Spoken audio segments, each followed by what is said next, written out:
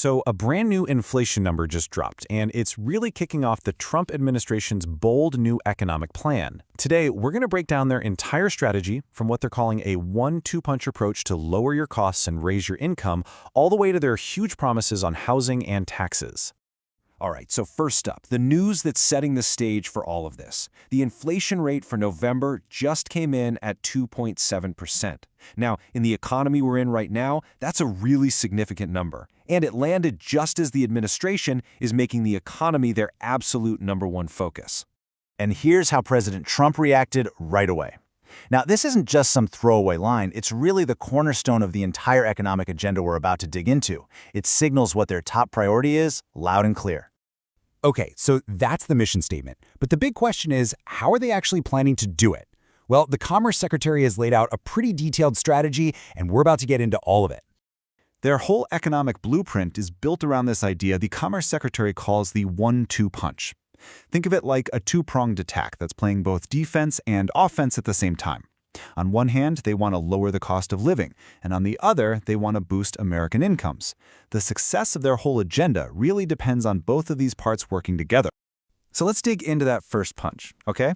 Step 1 is all about giving people some immediate relief. The idea here is that if they can bring down the biggest expenses that are hitting your budget the hardest, they can create a more stable foundation for American families. So how are they going to tackle those costs? Well, the plan zeroes in on 3 specific pressure points: energy, prescription drugs, and interest rates. And look, these aren't just random things they picked out of a hat. The thinking is that if they can give you some relief in these areas, it'll create a powerful ripple effect through the whole economy, from what you pay at the pump to the housing market. All right, now for the second part of that one-two punch, boosting what you actually earn. The plan is to bring in literally trillions of dollars in new investment. And the goal isn't just to create any jobs, but to create high-paying jobs in areas like manufacturing and tech. They believe that's the real engine for long-term prosperity. So that's the game plan, right? But here's where it gets kind of tricky. You see, there's this huge disconnect between the positive economic numbers the administration is talking about and how people out there are actually feeling. It's a confidence gap that could honestly make or break this entire plan. So on one side, you have the administration pointing to a whole bunch of good news. They're highlighting that gas prices are falling, oil is cheaper, and that grocery bills are starting to shrink. You know, these are the kinds of real, everyday savings that should be making people feel better about things. And yet, despite all that good news, look at this.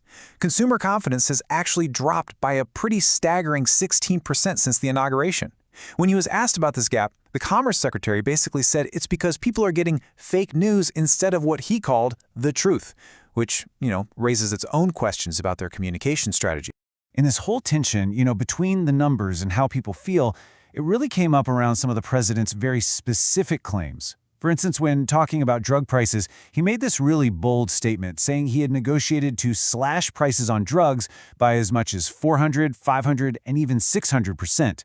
I mean, that's a huge number that grabs headlines, but it also immediately made some people skeptical. Yeah, that claim immediately had people scratching their heads and asking a pretty simple question. I mean, it's just basic math, right? If you cut a price by 100%, it's free.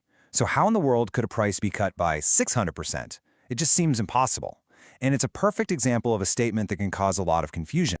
Okay, so what was the official explanation for this?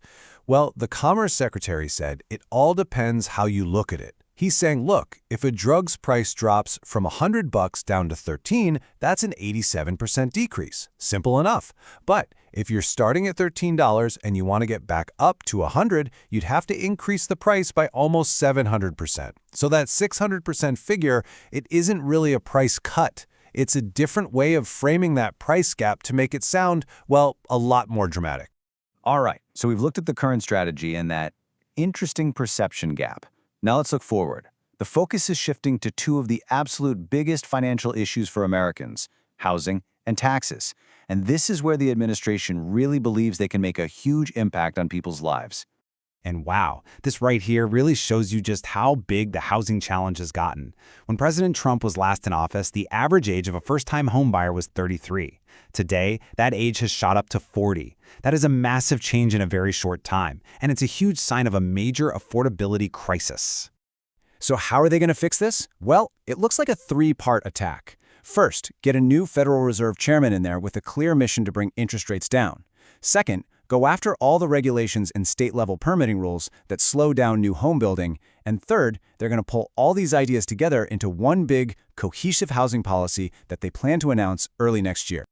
Okay, let's switch gears and talk taxes. The main event of their tax plan is something they're actually calling the Big Beautiful Bill. You know, it's classic Trump branding for sure, but behind that name is a serious proposal aimed right at putting more money back into the pockets of regular taxpayers. So what's actually in this bill? Well, it's a real mix. You've got some very targeted relief for specific groups, like making tips and overtime pay totally tax-free. But then you also have these broader cuts for pretty much everyone, like bigger standard deductions, an extra deduction for seniors, and a larger child tax credit. It's really a package that's designed to have a little something for a lot of different people.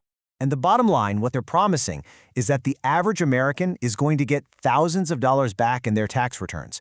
That's a huge promise, and it's a key piece of their argument that these policies will directly help working families, which they hope will then boost the economy through more spending.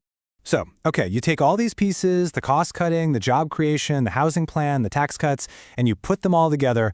What's the big picture? What's the final vision? Well, the administration is forecasting nothing less than an extraordinary year for the American economy. It's a big, high-stakes bet, but they're confident their plan is going to pay off. And really, that whole forecast comes down to three things: getting energy prices down, getting interest rates down, and getting American earnings up. They believe this is the magic combination that will kick off this amazing cycle of economic growth and lead to a new period of major prosperity.